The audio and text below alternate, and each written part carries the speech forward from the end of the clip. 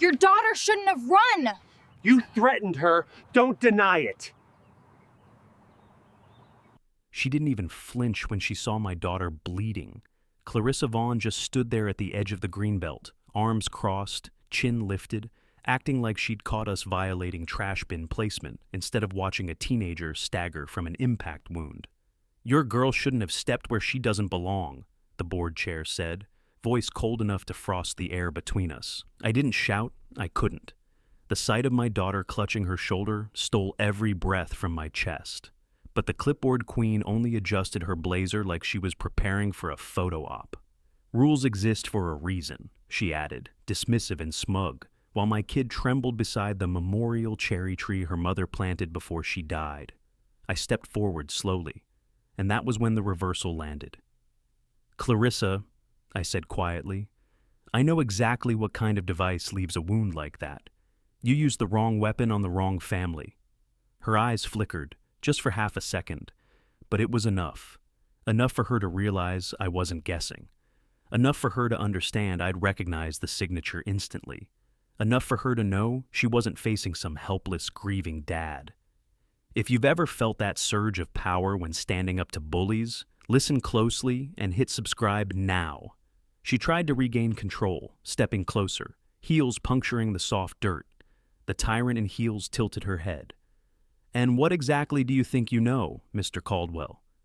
I built federal tracking systems that analyze projectile signatures. My voice didn't rise. It didn't need to. Whatever you fired, it wasn't legal deterrent equipment.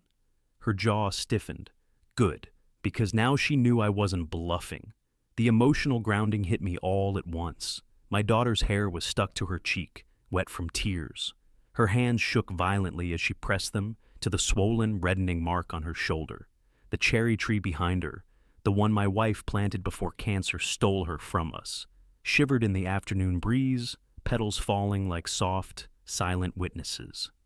This is where she comes to feel close to her mom, I said, voice cracking.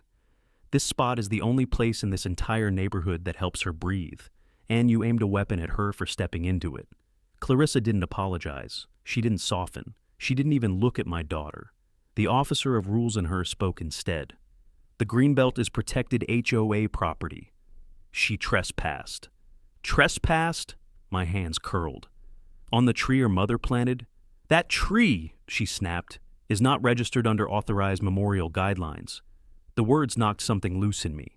Rage, grief, disbelief, all tangled into a single burning thread. My daughter whimpered as she tried to lift her arm. I knelt beside her, examining the wound, memorizing the angle, the depth, the shape. The training I once used on federal crime scenes surged back on instinct. This wasn't a warning shot. This wasn't a scare tactic. This was an attack. Clarissa watched me with thinly veiled irritation, tapping her clipboard like she was timing me. If you're finished dramatizing, she said, I'll be issuing an incident citation for her behavior today. You'll receive it by evening. My head lifted slowly. A citation, I repeated. Yes, and any retaliation will be reported to the board and law enforcement. A chilling clarity settled over me. She had no idea what line she'd crossed. Behind us, neighbors peered out from porches and windows, frightened to intervene. Clarissa had spent years conditioning them with fines, threats, and surveillance. But today they saw something different. Not compliance, not fear, something else entirely. When I stood, I placed my hand on my daughter's back and pulled her close. You're done, I said to the enforcer in crimson. You just don't know it yet. She frowned. Excuse me? I'm taking her to the hospital, I said, and when they see that wound, this won't stay inside Hawthorne Crest. Her confidence faltered. Good, because from this moment on, her empire was already cracking. As I guided my daughter toward the car, petals from the cherry tree drifted across our path like the last reminder of my wife's promise. And walking away from that greenbelt, with my daughter trembling beside me, I made another one. Clarissa Vaughn would never hurt anyone's child again. I didn't say a word during the drive to the emergency clinic. My daughter sat beside me with her jaw clenched tight, fighting tears she didn't want me to see. Every stoplight made her flinch. Every bump in the road sent a spike of pain through her shoulder, and every second I kept replaying Clarissa Vaughn's face, unbothered, smug, certain she'd get away with what she'd done. And while we're here, where are you watching from? The fluorescent lights of the urgent care lobby felt too bright when we walked in. The nurse took one look at my daughter's shoulder and immediately pulled her back for imaging. I stayed in the waiting area, pacing, fists tight, my pulse hammering under my skin. I'd seen projectile wounds before, dozens, maybe hundreds, but nothing hits like seeing one on your own kid. When the doctor finally pushed through the doors, his expression wasn't panic. It was confusion. "Mr. Caldwell, this pattern doesn't match anything commercially available." I swallowed hard. "I know." He hesitated. "It looks engineered." Those words hit me like a punch to the ribs. Clarissa hadn't grabbed some off-the-shelf deterrent. Whatever she used was customized, illegal, something far more severe than animal-safe property equipment, the line she fed the neighborhood for. Years. By the time he finished cleaning the wound and wrapping my daughter's arm, I'd already made up my mind. I wasn't filing a simple police report. I wasn't asking the HOA board to discipline their clipboard queen. I wasn't giving the tyrant in heels even a second of breathing room. I called someone who actually understood the stakes. I stepped outside into the parking lot, wind pushing cold air across my face as I dialed. When the line clicked, the agent on the other end didn't even say hello. "Tell me what happened," Agent Reina Ortiz demanded. She'd been my coworker before I left the federal tech unit, and she recognized my voice instantly. "It's my daughter," I said. "A device was discharged at her. Shoulder injury, superficial but patterned." She went silent. "Not good." "Did you document the markings?" she asked. "Yes. Send them, now." I did. 40 seconds later, she called back with a tension in her voice I'd never heard before. "That's not a deterrent system," she said quietly. "That impact signature is on our restricted list. You need to secure whatever environment this happened in. Don't touch anything. And Caleb, do not confront anyone alone." "It was the HOA!" The words burned coming out. Clarissa Vaughn pulled the trigger. Rena cursed under her breath. "Then you need to brace yourself, because if that device is what I think it is, we're not talking about a civil complaint. We're talking about a potential homicide-grade weapon." The wind moved across the parking lot, and for a moment it felt like every sound around me muted. Cars, traffic, chatter, all drowned out by the weight of those words. Potential homicide attack. On my kid. I walked back toward the clinic doors and saw my daughter through the glass, sitting on the chair with her bandaged shoulder, hugging her jacket to her chest. She looked so small. And the thought that someone in this neighborhood, a woman trusted with power, saw her as a target instead of a child, made something cold settle into my bones. The officer of rules had crossed a line she could never step back from. I drove us home slowly, checking the mirrors in case Clarissa's surveillance drones were active again. She liked to pretend they were for community safety, but everyone in Hawthorne Crest knew she used them to track who walked a dog too long or whose grass was half an inch higher than regulation. When we stepped into the house, my daughter went straight to the couch. She didn't talk. She didn't even look up. She just wrapped herself in a blanket and stared at the wall like she was trying to disappear into it. I lowered myself beside her. "You're safe," I said quietly. But she didn't answer. That silence almost broke me. My daughter, my brave, funny, stubborn teenager, was silent. And all I could see was Clarissa's smirk. I stood, grabbed my laptop, and opened every federal channel I still had access. 2. I wasn't going to wait for someone else to save us. Not anymore. Tonight was the moment Hawthorne Crest's enforcer in Crimson triggered something bigger than she ever imagined. And tomorrow? Tomorrow the FBI would be knocking on the HOA's door. I didn't sleep that night, not even for a minute. I stayed by the living room window, watching the streetlights sweep across the cul-de-sac, like some quiet, indifferent patrol. My daughter had finally drifted off on the couch, one hand resting on her wrapped shoulder, breath shallow from the pain. Every time she shifted, a jagged fear ripped through me. By sunrise, Hawthorne Crest looked deceptively peaceful. Perfect lawns, sparkling driveways, the kind of neighborhood brochure writers dreamed about. But beneath that calm was something rotten, something the board chair had been feeding for years. I stepped outside just as the morning sprinklers clicked on across the street. That's when I saw him, Eli Turner, the maintenance coordinator. Soft-spoken, careful, always under pressure from the HOA. And today, his eyes didn't meet mine when he crossed the sidewalk carrying his equipment. I called out gently, "Eli." He froze, completely froze. Not a muscle moved, like hearing my voice forced him to choose between his conscience and his fear.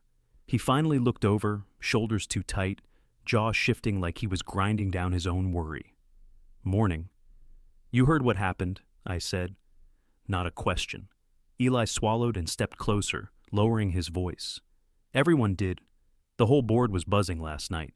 His gaze flicked toward Clarissa Vaughn's house, the brightest, most polished one on the block.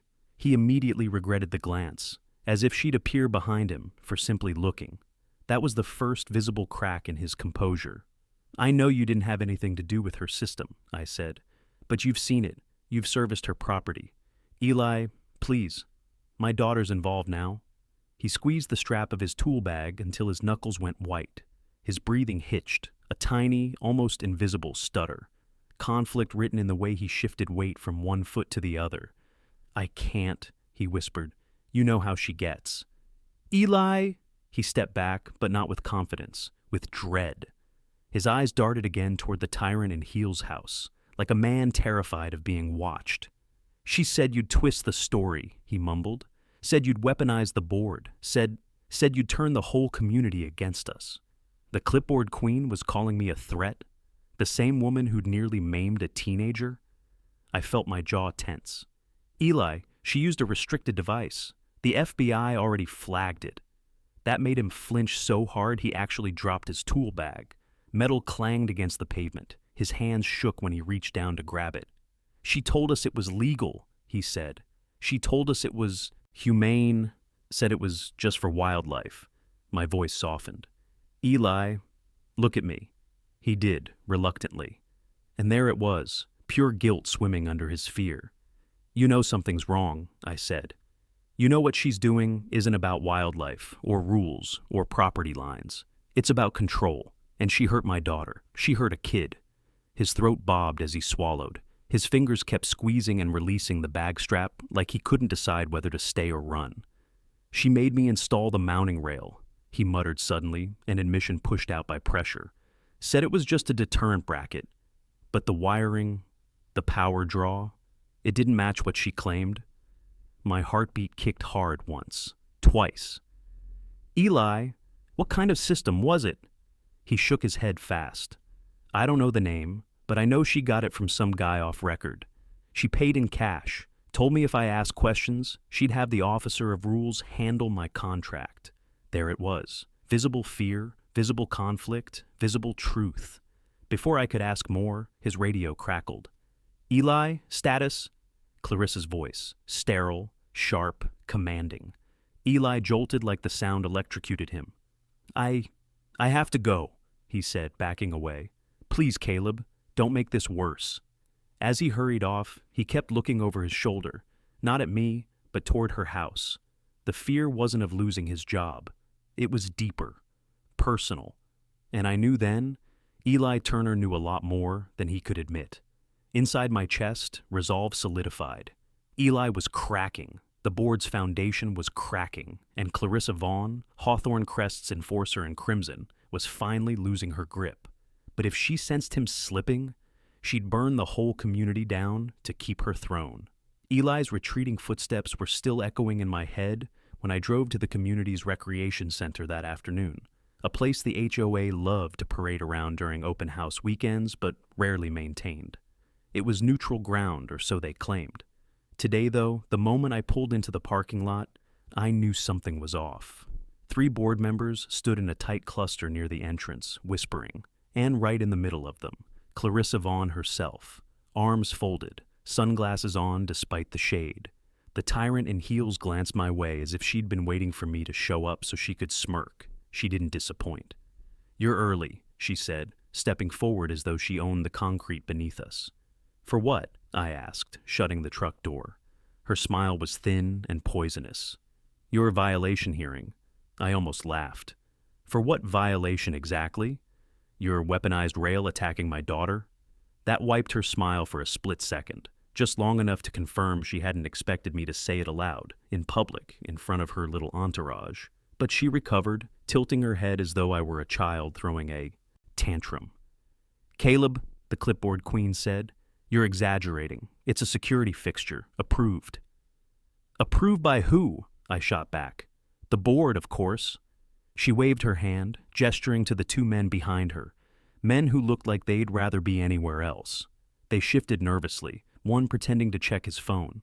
I stepped closer. Funny, because the FBI didn't call it a security fixture. They called it a potential homicide device. A breath caught somewhere among the board members. Clarissa masked hers with another smirk, but the edges of her confidence had started to fray. "You're spreading fear," she said sharply. "You're destabilizing the community." "No," I replied. "You destabilized it the second you installed military-grade equipment without permit, and you nearly took a teenager's life." That struck something inside her, something ugly. Her nostrils flared before she leaned in, voice low. "You think you're going to win this?" she whispered. "You don't understand how the board works." "I understand exactly how it works," I said. "You bully, manipulate, and corner people until they break. But this time, you hit the wrong family." Her jaw flexed. The enforcer in crimson wasn't used to anyone pushing back.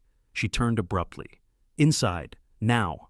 I followed, not because she said so, but because this was the next move in her script, and I needed to see it play out. The recreation center's multi-purpose room was already set like a courtroom parody. Folding chairs, a makeshift podium, and a printed violation hearing sign taped crookedly on the wall. As I walked in, neighbors drifted around the edges of the room, whispering. Some looked away quickly, some held sympathy in their eyes, but all of them had one thing in common: fear. Clarissa stood at the podium. "Let's begin," she said. She read off a list of fabricated claims: unapproved modifications, threatening attitudes, non-compliance with safety regulations. I could feel the absurdity scraping against my patience. "You're wasting everyone's time," I interrupted. "Your installation violated state code. I spoke with federal investigators this morning. They traced the device's power routing. It wasn't designed to deter wildlife. It was designed to target heat signatures, as in people." Her face stiffened, completely, beautifully. Gasps scattered through the room. "Lies!" she snapped, but her voice cracked at the edges. I stepped forward. "Clarissa, the FBI wants the installer, and the person who authorized it." The officer of rules blinked too slowly. She knew exactly what that meant, and so did the board members sitting beside her. They exchanged tight glances, suddenly unsure whether aligning with her was worth the risk. She regained her footing, barely, and thrust a folder toward me. "You were served," she said. "Eviction notice." I actually laughed. She flinched at the sound. "You're evicting us," I said, "to hide your crime." "You're a threat to community order," she spit out. "No," I replied quietly. "I'm just not afraid of you anymore." Something shifted in the room. Timelines, loyalties, fear. Neighbors whispered louder now. The foundation underneath her control, cracking, and she knew it. The moment that eviction notice hit my palm, the room fractured, whispers rising, chairs scraping, the board members staring at Clarissa like she'd finally crossed a line too bright to ignore. But I didn't give her the satisfaction of watching me react. I folded the paper once, slid it into my jacket, and walked out. What she didn't expect was where I headed next: the hospital. Not because she had forced me out, but because every time the clipboard queen pushed harder, I remembered why I couldn't back down. My daughter was lying in a wing built to treat trauma victims, because the enforcer in crimson had installed a weaponized system aimed at her driveway. As I walked into the hospital lobby, that sterile mix of disinfectant and soft hums hit me. Nurses moved quickly, families clung to each other, and the distant beeping of machines echoed like quiet reminders of endings we pray never come. I swallowed hard and made my way toward the waiting area. My wife looked up, eyes red but steady. "Any news?" "Not yet," I said, sitting beside her. "But I need you to know something before anything else happens. Clarissa Vaughn just tried to evict us." Her stare sharpened instantly. "She what?" I nodded. "Filed it during a fake violation hearing. She thinks if she pushes hard enough, we'll fold before the FBI digs deeper." My wife exhaled slowly, the kind of breath that was really a warning. She doesn't get it. We're not going anywhere. I reached for her hand. Exactly why I'm telling you now.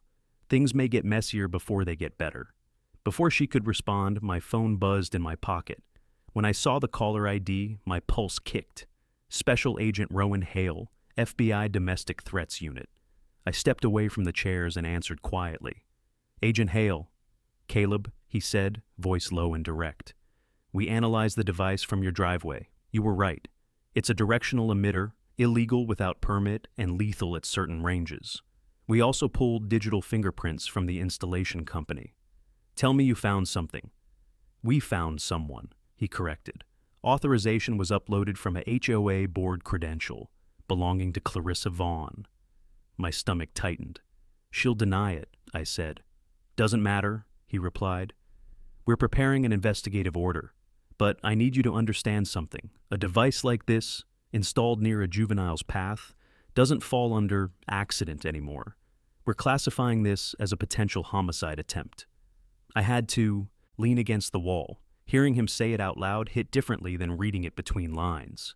She's escalating, I muttered. Fast. Agent Hale sighed. That's why I'm calling. Someone on her board is scared. They reached out anonymously. We believe you'll hear from them soon. The conflicted witness, part of my outline, part of the pattern, but now, finally, a lifeline. Keep your phone on, he said. Stay near your family. And Caleb, this isn't just HOA abuse anymore. This is federal. I know, I whispered. We ended the call. I walked back toward my wife, trying to compose myself before sitting down. She watched my face the way only someone who's shared years of storms can. What happened? The FBI confirmed everything, I said softly. The weapon, the signature, the danger, and it leads back to her. Before she could reply, Eli stepped into the lobby, eyes strained, shoulders tight. As soon as he saw me, he looked like he wanted to turn around and leave, but he forced himself forward. His guilt walked with him. You heard? I asked. He nodded slowly. Everyone's talking about what you said in the hearing and about what she did. His voice cracked around the edges. He took a breath. Caleb, I saw something. I didn't think much of it then, but now I think it matters. My pulse sharpened. What did you see? He looked around nervously before speaking. She met with the installer the night before your daughter was hurt. Not at the office, at the cul-de-sac, late. She gave him something, a folder, and said, "This has to look like an accident." That sentence cut through me like ice. My wife covered her mouth. Eli, I said quietly, are you willing to repeat that? His jaw trembled. I think I have to. The first crack in Clarissa Vaughn's throne, right there in the hospital lobby. And she had no idea it was coming. Eli's confession hung in the air long after he left, like dust swirling in a sunbeam, visible, undeniable, impossible to ignore. I watched him disappear down the hallway, shoulders still trembling under the weight of what he finally said out loud. My wife squeezed my hand, grounding me, reminding me why every step forward mattered, but I couldn't stay in the lobby anymore. If Clarissa Vaughn had met that installer off-site, then there had to be some trace left behind. And I knew exactly where to start looking. Not in a basement, not in a garage, but in the one place the clipboard queen never imagined I'd have access to, the HOA's Security Review Center. I wasn't supposed to be there, but as a former infrastructure systems engineer, I'd volunteered months earlier to help set up the neighborhood's camera grid. They never revoked my access, probably because the tyrant in heels was too busy weaponizing authority to imagine someone like me would use technical knowledge against her. I drove straight there. The small building sat behind the HOA office, unremarkable, beige, pretending to be harmless. But inside, it held the digital backbone of every camera, every license plate scanner, every environmental monitor installed around our streets. Systems Clarissa routinely abused. As I unlocked the secondary door with my old volunteer code, a wave of cold air rolled over me. The hum of servers echoed like a quiet storm. I stepped inside and shut the door. Rows of equipment blinked patiently in the dark, and there, on the far desk, sat the access log terminal. The enforcer in crimson hated technology. which meant she delegated most of this room to people she assumed were loyal, people like Eli. But I knew the system better than she did. I sat down, keyed in my engineer's override, and the dashboard opened like a vault. Camera logs, system maintenance, third-party contractor access timestamps, motion detection archives. For a few seconds, I just stared at it all. Every file a potential thread tying her to what happened to my daughter. I clicked into the maintenance folder first, and there it was. A timestamp for 11:42 p.m., the night before the attack. Contractor ID, Harrison Installations. Authorization signature, board user, 02. Board user 02 was registered to Clarissa Vaughn. My pulse tightened as the room seemed to shrink around me. I leaned closer, scrolling through the metadata. The tyrant in heels didn't just approve the access. She uploaded a classified configuration file. A file type the HOA didn't use. A file type no residential system should touch. A directional emitter command script. A weapon trigger. I didn't need to open it. I knew what it was. The officer of rules had crossed into something criminal enough to draw the FBI's full weight. But evidence on a screen wasn't enough. Not for something this dangerous. I needed a recorded chain of custody. I needed a way to preserve it before she or anyone else on her board tried to bury it. I activated the system's immutable backup protocol, a feature I'd once recommended for transparency. She declined it. I installed it anyway. One click archived the file to a federal compliant mirror server off-site, and that's when the door behind me opened. I froze. Footsteps echoed, slow, cautious, not angry, not panicked, just conflicted. "Caleb," a voice whispered. I turned. Eli stood in the doorway, shifting from foot to foot, eyes filled with guilt and fear. He looked like someone torn between loyalty and conscience. "You can't be here," he said quietly. "I had access," I replied. "That's not what I mean." He stepped inside, closing the door behind him, his voice lowered.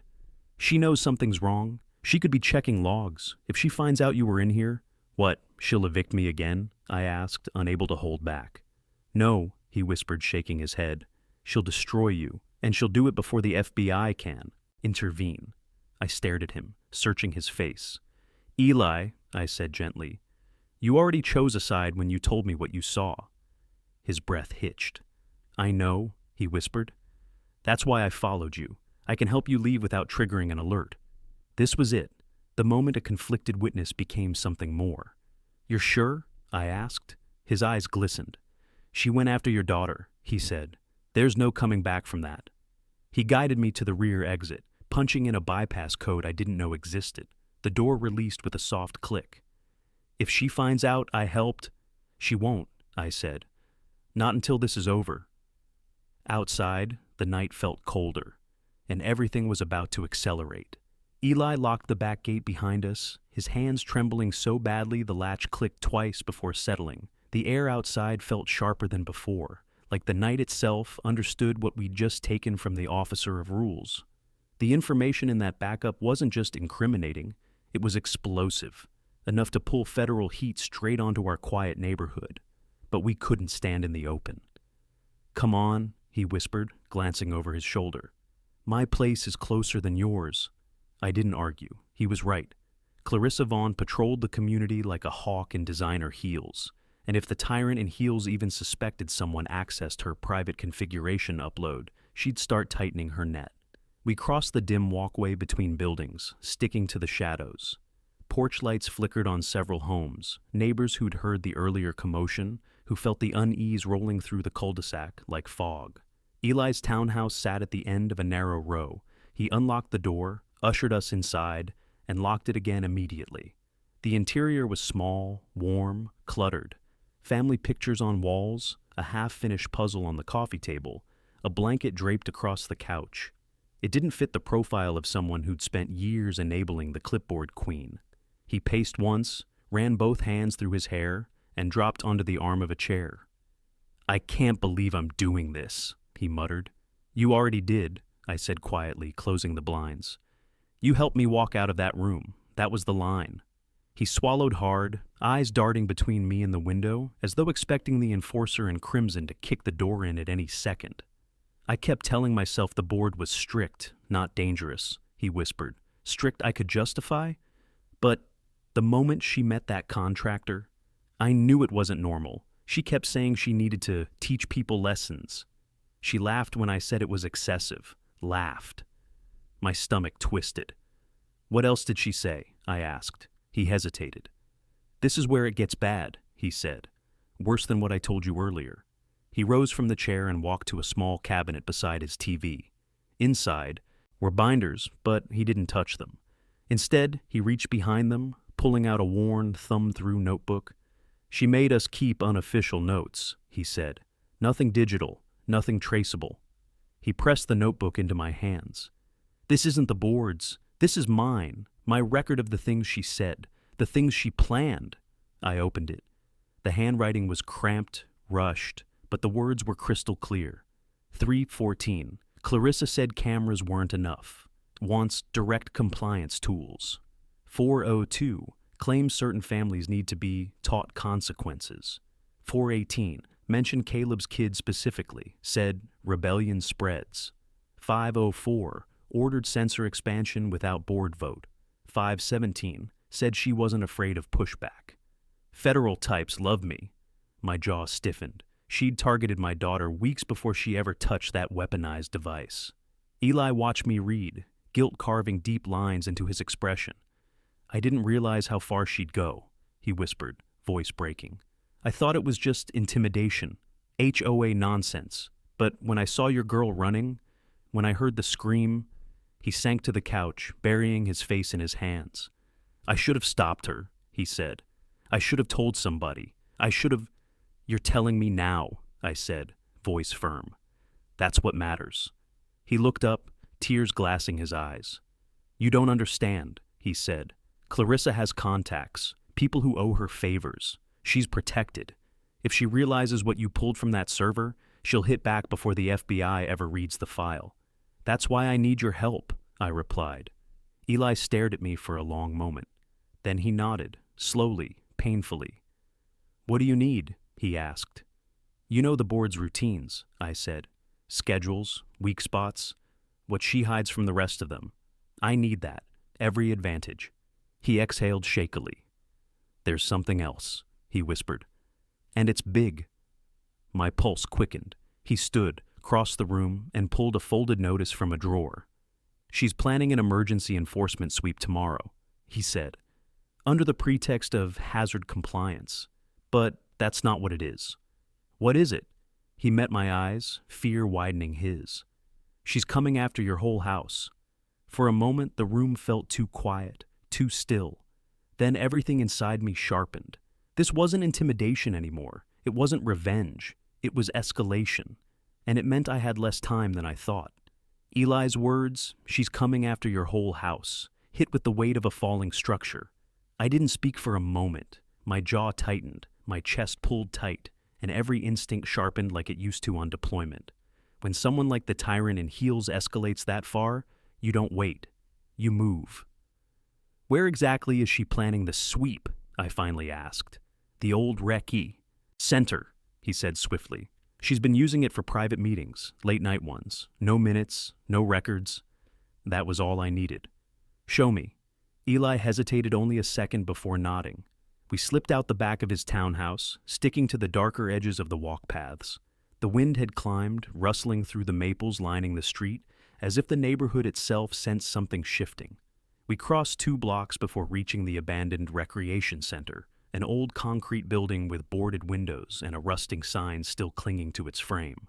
The place had been closed for years after funding dried up, which made it the perfect hideaway for someone like the Enforcer and Crimson to operate in the shadows.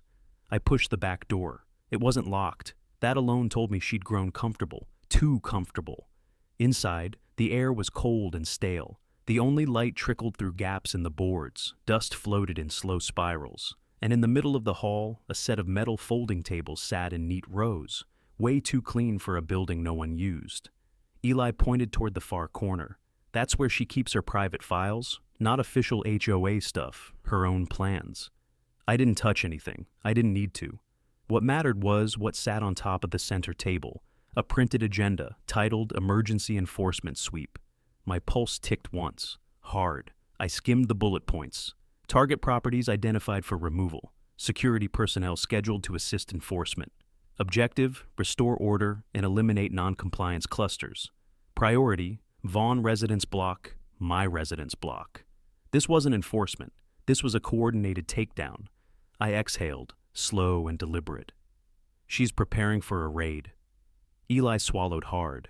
She's convinced the board she's acting for the community, but none of them know she's using external help. What kind of help? He hesitated, eyes flinching. Private contractors, ex-military, people she calls when she wants quiet compliance. My stomach dropped. I had seen what happened when people like that were handed authority by someone unstable. But this time, she wasn't the only one with connections. I pulled out my phone, stepping into the sliver of light near the boarded window. My thumb hovered only a moment before I hit the encrypted contact. Special Agent Rowan Hale answered on the second ring. "Caleb," he said, voice tight. "Tell me you're somewhere safe." "I'm at the old rec center," I said quietly. "She's planning a sweep, a removal operation. Contractors, not HOA volunteers." There was a beat of silence, then the sharp exhale of someone recalculating everything they thought they knew. "That confirms what we suspected," he said. "We traced unusual payments from her personal account to a private security firm we've been monitoring." "She's moving tomorrow," I said. "You need to move. Tonight." "Send me a geolocation pin," he instructed. "And Caleb, do not confront her alone. She's cornered, and cornered people do stupid things." I ended the call and sent the location immediately. When I turned, Eli was staring at me, fear, guilt, and relief tangled across his features. "You think the FBI will stop her?" he asked. "They don't have a choice anymore," I said. "But we need more than a raid. We need her exposed." Eli nodded, biting down on his nerves. "There's something else. Something she didn't want the board to see." "Show me." He led me behind the storage racks, where a small portable safe sat under a tarp. He knelt beside it, twisting the numbers with practiced hands. "How do you know the code?" He didn't look up. "She made me hold her things once, when she didn't want to get her manicure ruined." The lock clicked. Inside were photos, taken from different angles of my driveway, my porch, and my daughter. My breath caught in my throat. "She was tracking her," I said. Eli whispered, "I think she wanted leverage, not harm, but now she's gone too far to hide her intent." I gathered the photos, sliding them inside my jacket. This wasn't just HOA obsession. This was stalking, targeting, and together with the weapons she'd deployed, it was enough to bury her. A siren echoed distantly, one of the community patrol cars growing closer. Eli looked at me, panic rising. "We need to go." "No," I said firmly. "We need to finish." I scanned the room one last time, committing every shadow, every file, every trace to memory. This wasn't preparation anymore. This was war.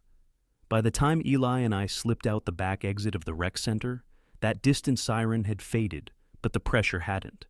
It pulsed through the air like static, charged and waiting. We split at the intersection behind the oak trees. He headed for his townhouse while I cut toward my property, keeping low, using shadows like old friends. My workshop sat behind the yard, half tool shed, half field office. I built it during a slow winter, back when I freelanced for security contracts. Reinforced frame, solid lock, blackout windows. No HOA approvals needed then. Now the board chair would have fined me just for breathing inside it.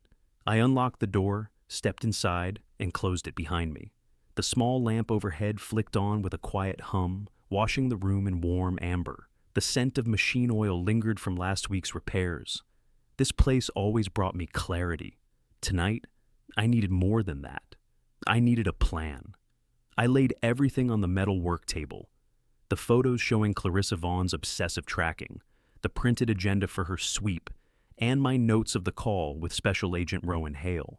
Together, they formed something undeniable. She wasn't just violating HOA rules. The tyrant in heels had crossed into targeted intent, surveillance, and organized enforcement. She'd built a shadow operation under the guise of neighborhood order, and tomorrow morning, she'd bring it to my front door. I breathed in deeply, then reached for the locked drawer beneath my workbench. Inside were tools, not weapons, not anything illegal, but the equipment I used during my years consulting for federal contractors: high-resolution body cameras, miniature audio recorders, a portable time-stamped evidence unit, all legal, all admissible, all things Clarissa never accounted for. I started assembling the plan. Step 1. Capture her sweep operation legally, clearly, with recorded proof. Step 2. Ensure the FBI had everything they needed before the sweep even began. Step 3. Extract the board members from her influence before she framed them as compliant accomplices. Step 4. Force a federal intervention before anyone could get hurt. I tested the first body cam. Light blinked green. Good. The backup did the same. My phone buzzed. A text from Eli. She knows something's wrong. She's on the move. Be careful. My chest tightened. The enforcer in crimson had a talent for sniffing out resistance. If she felt the walls closing in, she wouldn't wait until morning. She'd come early, maybe tonight. I pocketed the smaller camera. If she showed up before the FBI, I'd at least have evidence of her behavior.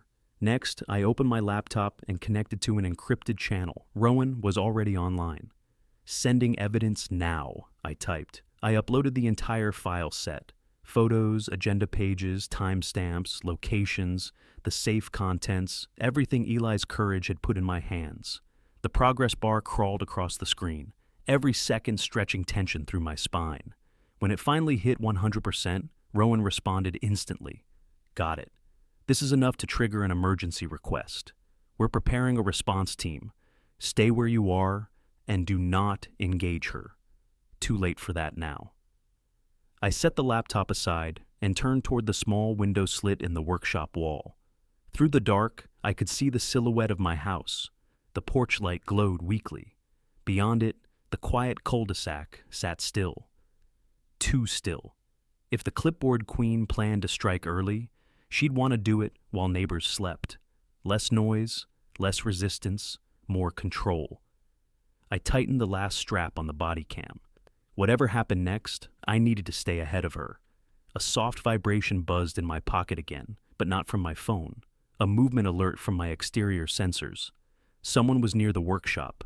I killed the lamp instantly, plunging the room into darkness. My heart steadied automatically, the old field instinct settling into place.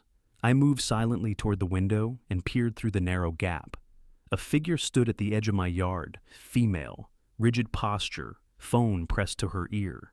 Even in the dark, I recognized that stance. The clipboard queen herself. Clarissa Vaughn was calling someone, and judging by the tension in her shoulders, it wasn't a friendly call. My pulse sharpened. If she was here, alone, at this hour, she was desperate and dangerous. I stepped away from the window, breathing slowly, letting my mind sharpen into the next phase. This was no longer preparation. This was the moment between silence and impact, and tomorrow's sweep. It wasn't going to happen on her terms. I waited until the clipboard queen stepped off the curb and moved closer before I left the workshop. I didn't open the door fully, just enough to slip out and close it quietly behind me. The cold night air hit me like a warning.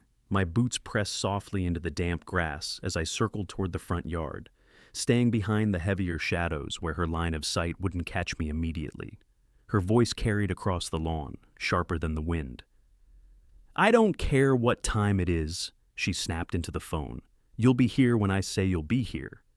The tyrant in heels wasn't hiding her urgency anymore. That alone confirmed how unstable she'd become. People who think they're untouchable always crack the loudest when the pressure turns inward. I stepped around the maple tree near the sidewalk just as she ended the call. She turned and froze halfway when she realized I was already facing her across the yard. "Out late, aren't you?" I said, voice calm. "Most neighbors sleep this time of night." Her jaw tightened, but she plastered on a brittle smile, the kind that never reached her eyes. "I could say the same to you," she replied. "Strange hours often mean suspicious activity." I didn't answer her bait. Instead, I took a slow step forward, letting the small recording device on my lapel catch every clipped breath she exhaled. "Is there a reason you're on my property?" I asked. "I'm here to ensure compliance," she said stiffly. "There have been concerns, safety issues." It took everything in me not to laugh. Safety issues. From the same officer of rules who deployed a weaponized device at a teenager? She couldn't even say the word incident without twisting it into some fabricated justification.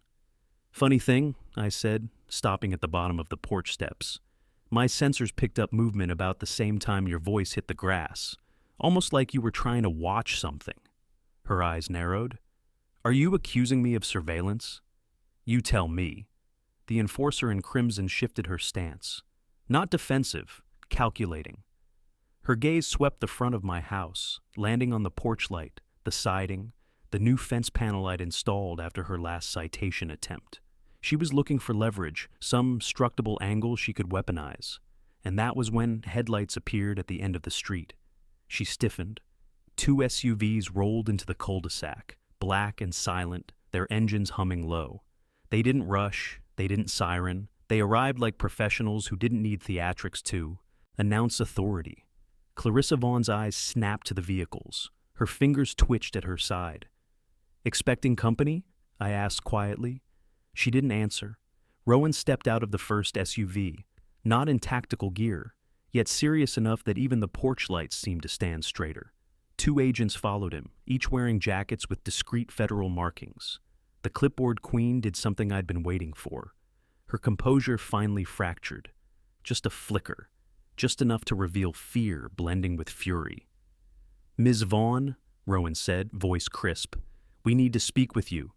She shot me a venomous look. You called them? I didn't have to, I said, letting the truth sit heavy between us. Your actions did. Her mouth tightened. Rowan approached her with practiced calm. We've received multiple credible reports and evidence indicating possible misuse of surveillance, targeted harassment, and deployment of an unauthorized device resulting in bodily harm to a minor. You're going to come with us. The tyrant in heels stepped back, shaking her head slowly. This is a misunderstanding, she insisted. This is a community matter. HOA jurisdiction. You exceeded that jurisdiction the moment you weaponized your authority, Rowan said. And you know that. Her hand trembled. Barely, but enough. I want my attorney, she snapped. And you'll have one, Rowan replied. But we're doing this correctly, tonight. As 2 agents flanked her, the board chair looked at me, not with rage, not with smugness, with realization. She had lost, but the moment stung her pride so deeply she had to spit one final threat. This community will fall apart without me, she hissed. Maybe, I replied calmly. Or maybe it'll start healing. The agents guided her toward the SUV, their hands hovering, but not touching. She didn't resist, though every part of her posture screamed rebellion. When they placed her inside and closed the door, Rowan turned to me. We'll need a full statement, he said. Tomorrow. For now, make sure your family feels safe tonight. I nodded once. As the vehicles rolled away, the cul-de-sac returned to silence. An unfamiliar kind, heavy yet strangely freeing. But something told me this wasn't the final confrontation. This was only the collapse before the rebuild. By morning, the whole neighborhood buzzed like a shaken hive. Word spread faster than sunrise. The board chair had been taken by federal agents in the middle of the night. Some neighbors whispered in clusters, some lingered on porches pretending to take out trash, and others walked their dogs at painfully slow speeds just to catch updates. The emergency HOA meeting was scheduled at noon inside the community clubhouse, a place Clarissa Vaughn once ruled like a personal courtroom. Today, though, the enforcer in crimson wouldn't be standing behind her podium. Her absence created a vacuum, and everyone could feel it sucking the air into something volatile. I arrived early, mostly because Rowan insisted on having agents posted around the building, as a precaution. He didn't tell me what that meant exactly, but I could see it in the quiet, the way his men scanned faces entering the room. Inside, folding chairs filled the main hall. Neighbors sat shoulder to shoulder, arms crossed or hands clasped tightly. Tension curled into every posture. They weren't here for snacks or community updates. They were here for answers. At the front of the room, the remaining board members sat in a stiff line, 3 of them pale, 1 sweating, all trying to appear composed. Without their tyrant in heels to guide them, their authority shrank like fabric in hot water. I took a seat near the front, aware of eyes landing on me from all directions. Some were sympathetic, others were confused. A few looked frightened, terrified they'd been supporting someone the FBI now considered a violent offender. Rowan entered through the side door, nodded once to me, then stepped up to the podium. The room dropped into absolute silence. "Thank you all for coming," he began, voice steady and professional. "You're aware of last night's events. I'm here to provide clarity on what happens next." The board shifted uncomfortably. "Clarissa Vaughn is currently in federal custody," he continued. "She's being questioned regarding an incident involving a minor, as well as possible unauthorized surveillance and the operation of an unlicensed enforcement group." A collective gasp rolled through the hall. Someone stood abruptly, Mrs. Harding, from 3 houses down. "Are you saying she hurt a child?" Rowan didn't embellish. "Yes." Whispers exploded across the room, some horrified, others outraged. Even the clipboard queen's most loyal supporters looked shaken. I exhaled quietly. This was it. The moment the truth stopped hiding in shadows and became public reality. One of the board members, a thin man named Russell, lifted a hand timidly. "Agent Hale, we didn't know about any of that. The board never authorized harmful enforcement measures." Rowan nodded. "We're aware this operation wasn't sanctioned by the HOA, but there are matters you do need to answer for." The hall stiffened again. "This board repeatedly ignored member complaints, including those involving illegal surveillance, discriminatory enforcement, and misconduct," Rowan said. "We're recommending the immediate suspension of all HOA enforcement power until an oversight administrator is appointed." A woman in the back stood with tears in her eyes. "Are we safe now? Truly safe?" Rowan glanced at me, subtle but deliberate, and it was my cue. I rose, stepping toward the front. When I turned around, the entire room was staring at me. People I'd passed in driveways, waved at during morning jogs, nodded to while mowing the lawn. They deserved the truth. "When my daughter was hurt," I said, keeping my voice steady, "I thought it was a horrible accident. But what happened wasn't an accident. It was targeted, intentional, and it could have happened to any family in this room." The whispers died instantly. I didn't go looking for a fight with the HOA. I didn't want one. But when someone crosses a line that endangers a child, any child, you don't stay silent. You push back. A few neighbors nodded, slow, emotional.